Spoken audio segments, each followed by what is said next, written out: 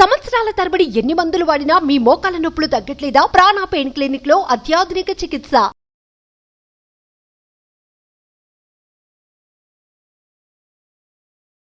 నమస్తే రమగారు. నమస్తే జయ. రమగారు, కొంచెం పెద్ద కథ చెప్పుకుందామా? ఓసారట ఒక బ్రాహ్మణ యువకుడు నదీ తీరానికి వెళ్ళాడు. ఏదో వ్యాఖ్యలకి వెళ్ళాడు, అలా తిరుగుతున్నాడు. ఒక ముసలి ఆయన ఒక ఆయన కూర్చుని ఉన్నట్టు అక్కడ. ఆయన ఎవరు? బ్రహ్మదేవుడు. ముసలి వేషంలో కూర్చుని దర్భల్ని అక్కడి నుంచి ఒకటి ఇక్కడి నుంచి ఒకటి పీకి ముడేస్తున్నట్టు. ముళ్ళేస్తుంటే ఈ కుర్రాడు, మన యువకుడు, అలా వెళ్ళి చూస్తూ కాసేపు ఊరికే చూస్తాడు, ఏదో చేస్తున్నాడు అనుకున్నాడు. మళ్ళీ వచ్చినప్పుడు చూస్తే ఆయన ఇంకా ముళ్ళేస్తూ కనపడ్డాడు. ఓ వృద్ధుడా, ఏం చేస్తున్నావు అంటే, ఏమన్నాడు ఈయన, ముళ్ళేస్తున్నాను అన్నాడు. దర్భలకు ముళ్ళేయటం ఏమిటయ్యా అన్నాడు. దర్భముళ్ళు కాదురా అబ్బాయి, ఇవి బ్రహ్మముళ్ళు. ఇగో రామేశ్వరంలో అబ్బాయి, ఇదిగో కాశీలో అమ్మాయి, వీళ్ళిద్దరికి ముడి పెడుతున్నాను. అట పెడతావు నువ్వు అన్నాడు. వాళ్ళకి ఘటన ఉంటే అట్లా అవుతుంది, ఘటన బట్టి ఎవరికి ఘటన ఉందో ఎక్కడ ఘటన ఉందో చూసి ముళ్ళేస్తున్నాను అని చెప్పాడు. మామూలుగా మనం వివాహాలు అలాగే చెప్తాం కదా, చెట్టు మీద ఉసిరికాయ సముద్రంలో ఉప్పు కలిసినట్టు కలుస్తారు భార్యాభర్తలు. ఎవరో ఎక్కడో ఏమిటో, మనం ఎవరమో వాళ్ళెవరమో. ఒక్కోసారి కులాలు మతాలు కూడా మారిపోతూ ఉంటాయి. సాధారణంగా రాష్ట్రాలు మారిపోతాయి, ఎక్కడి నుంచో ఎవరో దేశాలే మారిపోతాయి. ఇప్పుడు ఇదివరకు రాష్ట్రాలు మారేవి, కాస్త అటు ఇటుగా ఊళ్ళు మారేవి. క్రమంగా కులాలు మారడం మొదలైంది, మతాలు మారడం మొదలైంది. రాష్ట్రాలతో పాటు అవి కూడా, దేశాలు కూడా మారిపోతున్నాం. ఇలా ముళ్ళేస్తుంటే కుర్రాడు అన్నాడు, అదేం పని, అట్లా చేస్తావా అంటే, అటగే అవుతుంది, వాళ్ళ ఘటన ఉంది, ఘటన ఉంటే ముడేస్తున్నాను అంతే నేను అనేసరికి, అయితే నాకు ఎక్కడ ఘటన ఉందో చెప్పు అన్నాడు. అనేసరికి ఈ పిల్లవాడిలో ఉన్న వేళాకోళాన్ని గమనించాడు ఆయన. సరే చెప్తాను ఉండని వాటి నుంచి ఆ గుంపులోంచి వీడి పేరుతో ఒక దర్భ లాగాడు. యువతలో ఉన్న రెండో గుంపులోంచి మళ్ళీ ఒకటి లాగి, మరి గంగానది తీరంలో స్వపచుడు అని ఒక చండాలుడు ఉన్నాడు, వాడికి ఒక కూతురు, అదే నీ పెళ్ళం అని ముడేసేసాడు. నిర్ఘాంతపోయాడు కుర్రాడు. హౌరవురా, ఇంత మాట అంటావా? స్వచ్ఛమైన బ్రాహ్మణ వంశంలో పుట్టాను నేను, చండాలుడు కూతురు నేనెందుకు చేసుకుంటాను? అట్లా ఎట్లా అవుతుంటే నాకేం తెలుసురా, ఘటన అట్లా ఉంది, నీకు స్వపచుడు కూతురుతో పెళ్ళుంది అంతే అంతే అనేసరికి పోపా అని చెప్పేసి అక్కడ ఉన్న దర్భలన్నీ విసిరేసాడు. నోటుకొచ్చినట్టు మాట్లాడతావా, పెద్దవాడు అని అడిగితే ఇట్లా మాట్లాడతావా అన్నాడు. ఇంటికి వెళ్ళిపోయాడు. కానీ లోపల పీకడం మొదలుపెట్టింది, నిజమేనేమో అని. అయిపోతే ఒకవేళ, ఎందుకంటే తన స్నేహితుడు ఎవరో ఎక్కడికో వెళ్ళి అక్కడ ఒక పిల్లని చేసుకుని తెచ్చుకున్నాడు, దక్షిణాది వాడు ఉత్తరాదికి వెళ్ళి చేసుకున్నాడు. ఇటువంటిది ఏమైనా జరుగుతుందేమో అని అనిపించింది. సరే ఏమనుకున్నాడు, ఆలోచిద్దామని బయలుదేరాడు. వెళ్ళగా వెళ్ళగా వెళ్ళగా సరే గంగా తీరానికి వెళ్ళిపోయే దారులు దొరికినాయి కుర్రాడికి. అక్కడికి వెళ్ళి అసలు అక్కడ స్వపచుడు ఉన్నాడా, వాడికి కూతురుందా చూద్దామనుకున్నాడు. వీడొక 14, 15, 16 సంవత్సరాలు, వాడు ఒక 20, 16 ఏళ్ళు ఉన్నాయి. వెళ్ళాడు. వెళ్ళగా వెళ్ళగా వెళ్ళగా గంగా తీరాన రకరకాల పల్లెలు ఉన్నాయి, అందులో ఒకటి ఈ పల్లె వీళ్ళది. అక్కడ స్వపచుడు అని ఎవరైనా ఉన్నారా అని అడిగితే స్వపచుడు అని ఒకడు ఉన్నాడు, వాడికి ఏడాది నిండుతున్న పిల్ల ఒకటి ఉంది, అదే వీడి పెళ్ళాం. ఇప్పుడు ఆ రోజుల్లో 20 ఏళ్ల వారితోటి కూడా పెళ్ళిళ్ళు చేసేవాళ్ళు కదా, పెద్దవాళ్ళే చేసుకునేవాళ్ళు చిన్నపిల్లల్ని. అడిలిపోయాడు. అబ్బా, ముసలాయన చెప్పినట్టుగా గంగా తీరం ఉంది, తీరంలో పల్లుంది, పల్లెలో స్వపచుడు ఉన్నాడు, స్వపచుడికి కూతురు కూడా పుట్టింది, ఇదే నా పెళ్ళాం అవుతుందేమో, ఎట్టగైనా ఆ పిల్లని చంపేయాలనుకున్నాడు వీడు. అక్కడి నుంచి ఆ పల్లెలో ఒకరిని పట్టుకున్నాడు. వాడికి కొంచెం ధనం ఇచ్చి వాడికి ఏం చెప్పాడంటే, అరే స్వపచుడు కూతుర్ని లేకుండా చేయాలి. వాడిని కొంచెం కళ్ళు తాగాక వాడికి ఒక ఉద్రేకం వచ్చింది, అని భయం వేసింది. నా డబ్బులు తీసుకుని నా సొంత పల్లెలో నా సాటి వాడి కూతురుని చంపటమా, చంటి బిడ్డ, ఏడాది పిల్ల, దాన్ని ఎట్టా చంపాను? బాగా ఆలోచించి, అయ్యగారు మీకు పిల్ల చచ్చిపోవటమా, ఎక్కడి నుంచి అయినా ఎక్కడికైనా వెళ్ళిపోవటమా అని అడిగాడు. ఏదో వదిలేస్తే వెళ్ళిపోతుంది. అయితే ఓ పని చేద్దామండి, కుంతీదేవి కర్ణుడిని మేదరబొట్లో పెట్టి వదిలిపెట్టింది, మనం కూడా మేదరబొట్లో పెట్టి వదిలిపెట్టేద్దాం. ఈ పిల్ల ఎక్కడికో కొట్టుకుపోతుంది, మునిగిపోయింది అనుకో మన చేత్తో చంపినట్టు అవ్వదు మనకి అంటే, సరేనన్నాడు. అయితే వీడన్నాడు, మరి మీరు ఇచ్చిన డబ్బుల నుంచి మేదరబొట్లు అవి నేను కొనలేనండి, మీరు బజార్ వెళ్ళి ఒక మేదరబుట్ట కొనుక్కురండి అన్నాడు. ఇతను ఏం చేశాడు, ఒక మేదర గంప, దాని మీద పంచవర్ణాలు వేసిన గంప ఒకటి కొనుక్కొచ్చాడు. బుట్టలాగా ఉంది, ఆ బుట్ట తీసుకొచ్చాడు. బుట్ట తీసుకొచ్చి ఈ పల్లెలో వాడు దొరికాడుగా ఒక తైనాతి, వాడేం చేశాడు, తన తలపాగానే దాంట్లో పరిచి ఆ పిల్లని నిద్రపోతున్న దాన్ని తెచ్చి ఆ ఏడాది పిల్లని అందులో పడుకోబెట్టి గంకలో వదిలేసాడు. పిల్ల కాస్త కొట్టుపోయి ఈవిడ మనవాడు యువకుడు సంతోషించాడు. ఊపిరి పీల్చుకున్నాడు. విశ్వపతి అని పేరు పెడదాం వీడికి. ఓకే. ఊపిరి పీల్చుకున్నాడు. ఇక ఆ పిల్ల నా పెళ్ళాం కాదు.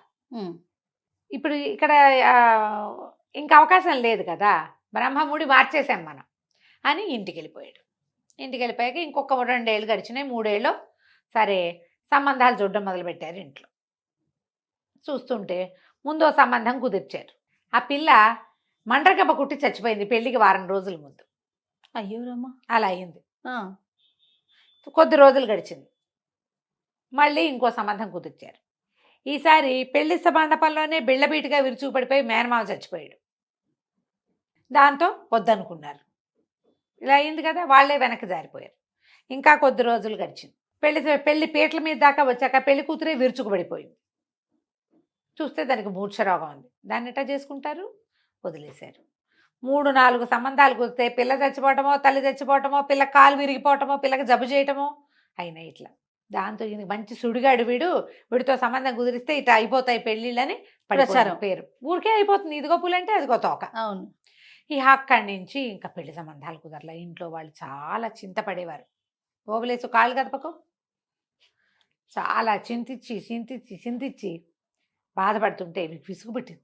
నేను ఇక్కడి నుంచి లేచక్కపోతాను, నేను ఈ ఊళ్ళో ఉండను, ఏ కాశీయో వెళ్ళి విద్యాభ్యాసం చేసుకుంటా, ఎక్కడైనా సంబంధం దొరికితే చేసుకుంటాను లేవమ్మా, మనవాళ్ళ పిల్ల నేను అని వాళ్ళ అమ్మకి నచ్చ చెప్పాడు. కాశీకే వెళ్తానన్నాడు. వెళ్ళిపోతానన్నాడు. అప్పట్లో కాశీకి వెళ్ళి చదువుకునేవాళ్ళు. విద్యాభ్యాసాలు ఇంకా పైకి స్టడీస్, అక్కడ ఆహారం శుభ్రంగా పని నడుస్తుంది. అదేలేండి. వీళ్ళకి సంపాదనకి లోటు ఉండదు. కాశీ అన్నాడు కానీ ఈయన కాశీకి వెళ్ళలేదు. కాస్త అటు ఇటుగా ఇంకా పై ఊళ్ళకి హరిద్వారం వైపుకి వెళ్ళిపోయాడు. వెళ్ళిన తర్వాత ఏమైంది, ఆ ఊరు ఈ ఊరు తిరుగుతున్నాడు. ఒక రోజుకి ఏదో వేరే పక్క ఊర్లో ఉన్న దేవాలయం చూడడానికి వెళ్ళాడు. ఆహారం దొరక్క కళ్ళు తిరిగిపోయింది. ఒక ఇంటి వాకిట్లో కూర్చున్నాడు. ఆ ఇంటి గృహస్థు బయటకు వచ్చి చూశాడు.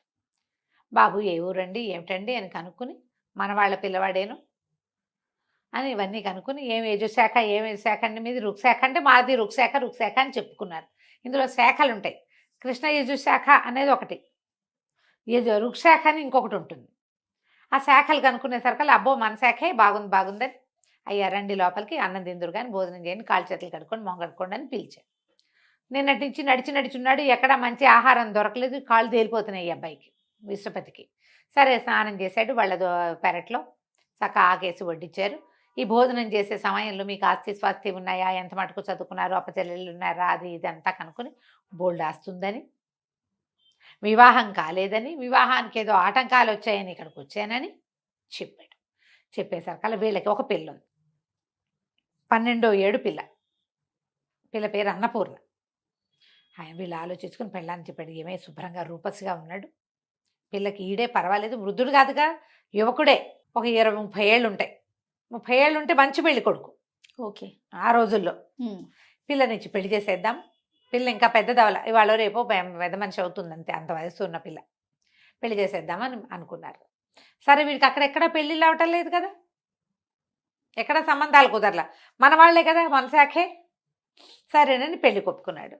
వెంటనే వారం రోజుల్లో ముహూర్తం కుదిరింది. చక్కగా వివాహం జరిపించారు. వివాహం అయిపోయిన తర్వాత సరే పూజ గదిలోకి తీసుకెళ్ళారు పెళ్లి కుమారుడిని.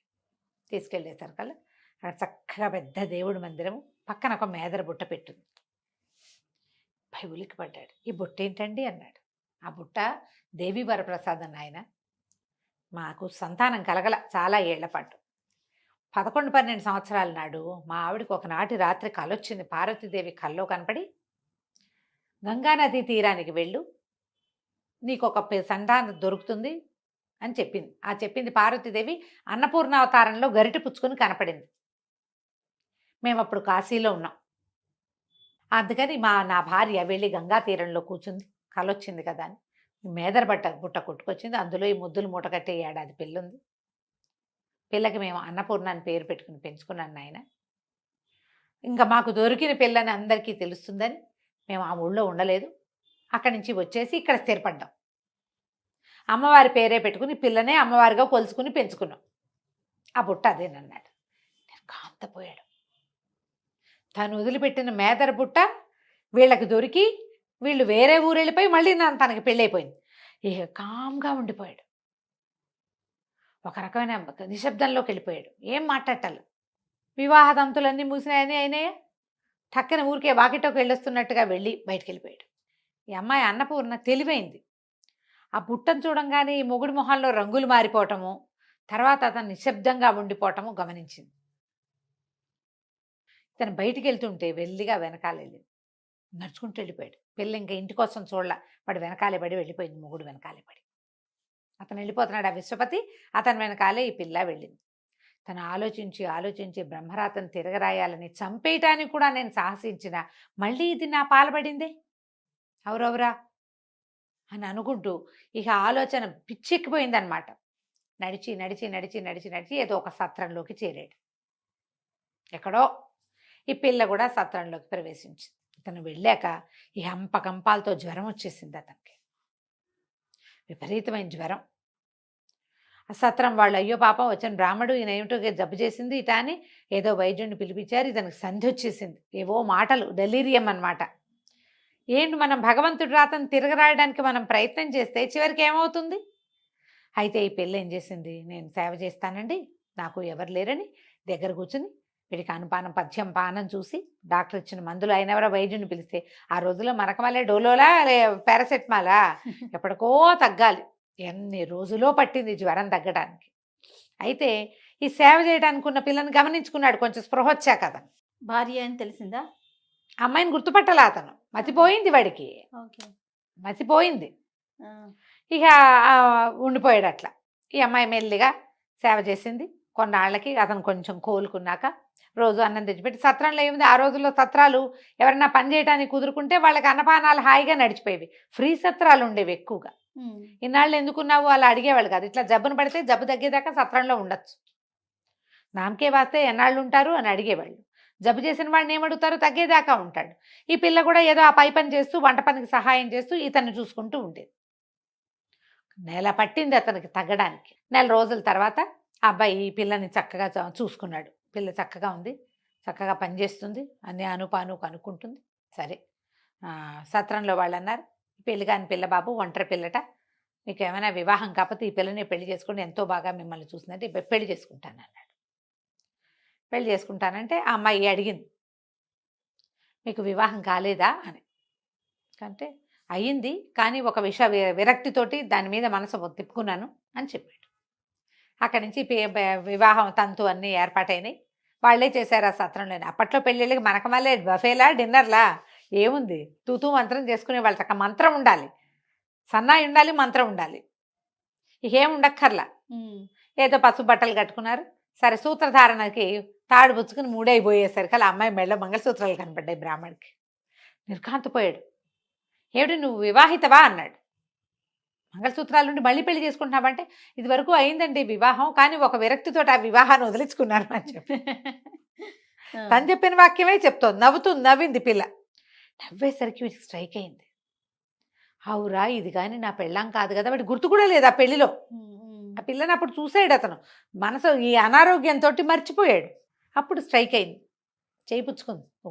నా మెళ్ళో కట్టచ్చు, ఇదివరకైన వివాహాన్ని విరక్తితోటి వదిలించుకున్నాను అని చెప్పేసరికి అప్పటికి అర్థమయ్యి భగవంతుడి వైచిత్రి ఇట్లా ఉంటుంది కదా. రెండోసారి కూడా మళ్ళీ తనే వచ్చింది. తాడు మూడేసేసాడు. అక్కడి నుంచి మళ్ళీ వెళ్ళి అత్తగారి మామగారికి కనపడ్డాడు. తర్వాత భార్యతో జీవితాంతం సంతోషంగా ఉన్నాడు. బ్రహ్మముడి అలా ఉంటుంది అంతే, ఎవ్వరు తప్పించలేరు. రైట్ రాము గారు, నమస్తే. నమస్తే. సుమన్ టీవీలో మీ పర్సనల్ అండ్ బిజినెస్ ప్రమోషన్స్ కోసం కింది నెంబర్కి కాంటాక్ట్ చేయండి.